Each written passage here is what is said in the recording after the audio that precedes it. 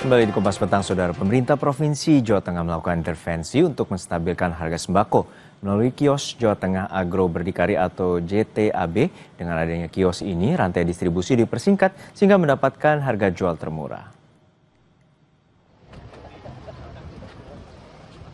Gubernur Jawa Tengah Ahmad Lutfi mendatangi kios JTAB di Pasar Legi Solo, Jawa Tengah. Di pasar ini ada 2 kios JTAB yang khusus menjual sembako dengan harga lebih rendah. Gerakan ini sudah berjalan kurang lebih 6 bulan dan menyasar di setiap pasar induk di Jawa Tengah.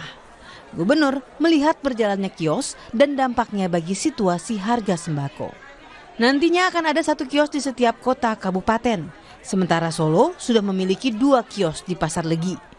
Sembako seperti beras, minyak, serta komoditas segar seperti sayur dan cabai dibeli langsung dari petani sehingga mendapatkan harga di bawah pasaran. Di mana tugasnya JTAB adalah membuat kios untuk melakukan penetrasi harga agar harga tidak dipermainkan oleh para tengkulak, spekulan dan lain sebagainya. Sehingga JTAB kita fungsikan untuk bergerak di seluruh pasar-pasar di 35 kabupaten. Pemerintah kabupaten kota tugasnya menyiapkan kios, kemudian JTAB akan memasok bahannya.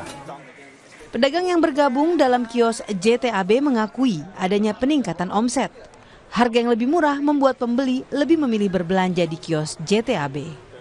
Meningkatkan sih Mas, karena harganya lebih miring ya.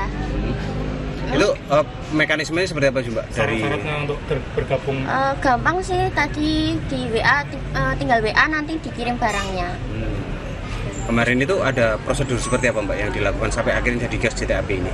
Prosedurnya gampang sih Mas, tinggal persetujuan saya sama pemilik toko, nanti udah gitu aja. Terus mekanisme pemesanan lewat WA aja? Iya Mas.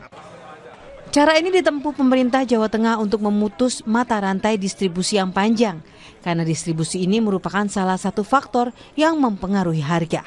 Diharapkan dengan kios JTAB yang dibentuk akan mudah untuk stabilisasi harga pangan di pasaran. Widi Nugroho, Kompas TV, Solo, Jawa Tengah.